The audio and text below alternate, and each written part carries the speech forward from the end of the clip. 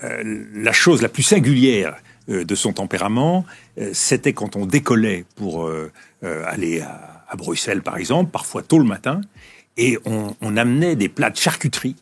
Et je le voyais, mais alors, sur l'andouillette, la saucisse, le jambon fumé, il y allait, pâté. Ah oui. Et c'est tout juste si c'était pas avec le coup de blanc. Alors, c'était davantage la bière. Mais il avait cet appétit. Mais il avait cette capacité à rester lui-même en toutes circonstances. Je me rappelle... Même alcoolisé, vous voulez dire, en ayant bu un verre ou deux, hein. Les conseils européens. Il arrivait dans les conseils européens. Les conseils européens, c'est pas quelque chose de particulièrement sympathique ni fraternel. Les chefs d'État qui sont là, les uns à côté des autres. Et nous nous retrouvons donc systématiquement l'un à côté de l'autre. C'était l'époque où les premiers ministres avaient le droit, où les ministres des Affaires étrangères avaient le droit de participer. Et donc, comme ministre des Affaires étrangères, j'étais à côté de lui. Et chaque fois qu'il arrivait, il arrivait avec une sacoche extraordinairement lourde, particulièrement plus lourde que d'habitude. Il ouvrait sa sacoche. Il sortait différentes boîtes de noix de cajou, différentes noix, et il mettait ça devant lui. On savait que les Corona étaient au frais.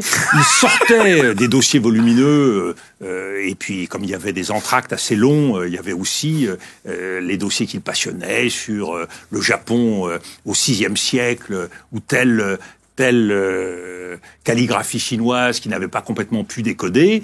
Et là, il était chez lui. Il éprouvait le besoin partout où il allait, et c'est en ça qu'il était vraiment un Limousin. Le besoin de recréer un environnement qui lui était familial. Ouais. Il était chaleureux. Bien quand il était chez lui.